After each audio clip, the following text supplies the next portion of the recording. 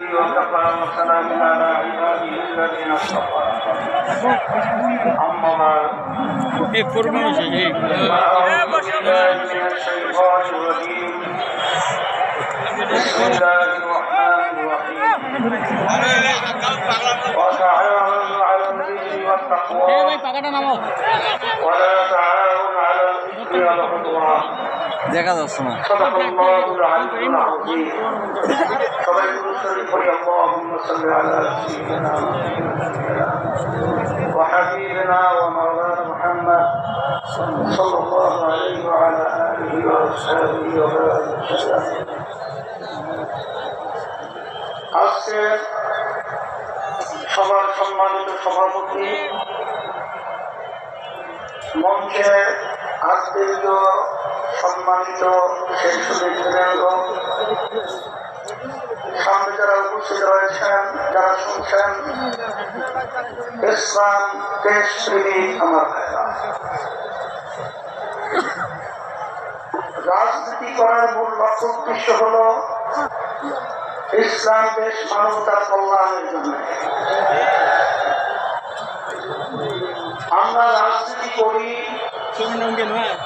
শুধু নিজের ব্যক্তি এবং দলের স্বার্থ উদ্ধারের জন্য নয়।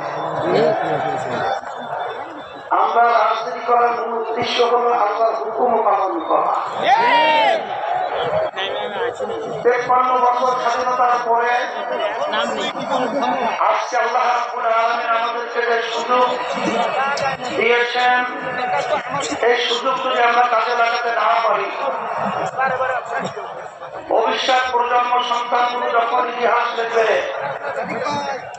তখন আমাদেরকে নিয়ে কলঙ্কজনক ইতিহাস রচনা করবে। আজকে রংপুর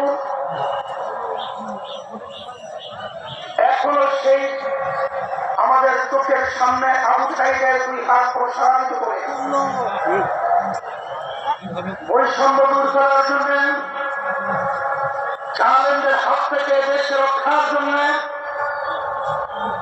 তিনি তার জীবনকে লুটিয়ে দিয়েছিল, রাস্তায় পড়েছিল। সেই অনুভূতিতে প্রেরণা পেয়েই কিন্তু এক পর্যায়ে আমি কামের ভয় না করে রাস্তার ভিতরে কিন্তু নেমেছিলাম ন্যায়ের পক্ষে, অন্যায়ের প্রতিবাদে। আলহামদুলিল্লাহ, আল্লাহ রাব্বুল আলামিন আমাদেরকে বিজয় দান করেছেন। আজকে দুঃখ হয় এতগুলো মায়ের কোন সন্তান হারা হলো, এত মানুষ বন্ধু হলো, চক্ষু হারালো। আমাদের যে মৌলিক দাবিগুলো ছিল, দেশে মৌলিক সংস্কার হবে, খুনিদের টাকা পাচারকারীদের দৃশ্যমান বিচার হবে, এরপরে লেভেল প্লেইং ফিল্ড, জাতীয় নির্বাচনের পরিবেশ তৈরি হবে। কিন্তু আমরা দেখলাম এক শ্রেণীর ক্ষমতালোভীরা সংস্কার এবং দৃশ্যমান বিচারকে গুরুত্ব না দিয়ে ক্ষমতায় যাওয়ার জন্য শুধু পাগল নয়, ডবল পাগল হয়ে গেছে।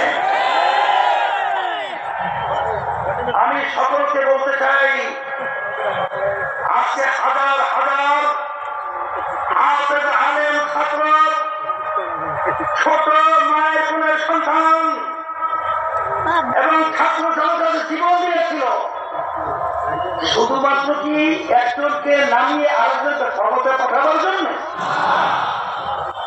এই দেশকে ফ্যাসিবাদ মুক্ত করার জন্য, খুনিদের হাত থেকে দেশকে রক্ষার জন্য, এবং আমাদের দেশে বসে যারা বিদেশিদের তালেবান আমাদেরকে ঘোরানোর জিঞ্জির পড়িয়েছে, তাদেরকে উৎখাত করে স্বাধীনভাবে আমাদের দেশকে মাথা উঁচু করে তাদের জন্য জীবন দিয়েছিল। আজকে তারা যদি বুঝতে ব্যর্থ হয়, আমরা তাদেরকে পরিষ্কার ভাবে এই সমাবেশের মাধ্যমে আমরা বলতে চাই,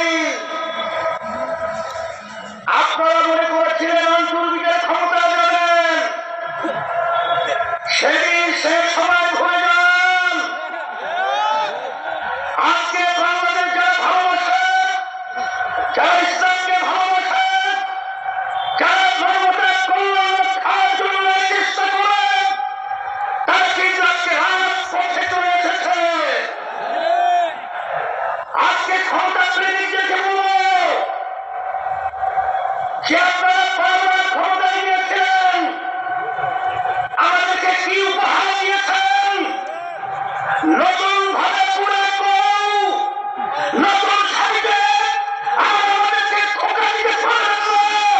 ধোঁকা দেওয়ার দিন শেষ।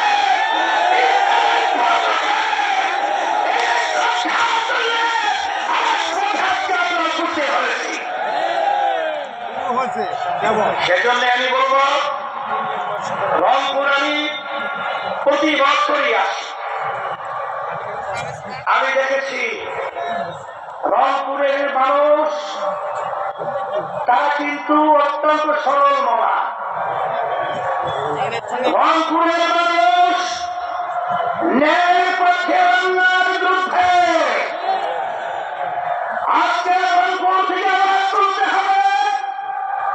আবু সাহেব যেভাবে হাত প্রসারিত করে আমাদের দেশকে আমাদের স্বাধীনতা দিয়ে তিনি পরিবেশ তৈরি করেছিলেন।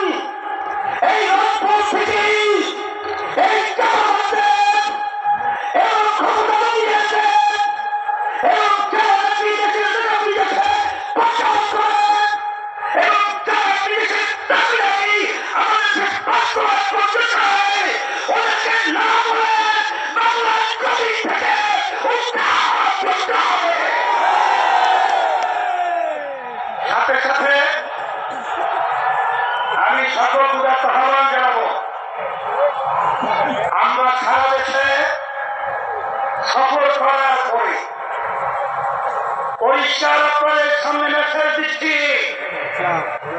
আজকে সারা দেশের মানুষ আজকে তারা দিন রাত্র সপ্তমান বছর বলছে কবে নির্বাচনের ব্যাখ্যা আসবে। আর আত্ম অর্থাৎ ইসলামের পক্ষে, মানবতার পক্ষে তারা ভোট দিয়ে বাস্তব প্রমাণ করলে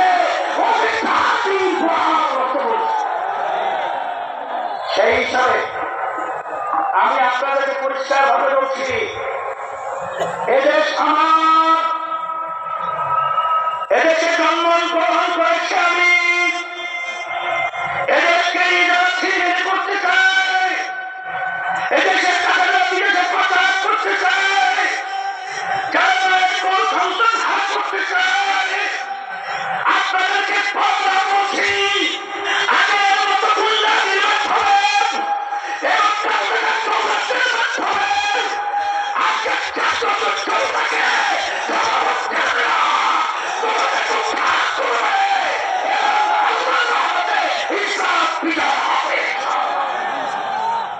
আজকে আপনারা যেভাবে স্বতঃস্ফূর্ত ভাবে আপনার উপস্থিতির মাধ্যমে আজকে জনসভাকে সাফল্য মণ্ডিত করেছেন, আয়োজক সহ যারা সহযোগিতা রয়েছেন সকলকে ধন্যবাদ জানাচ্ছি।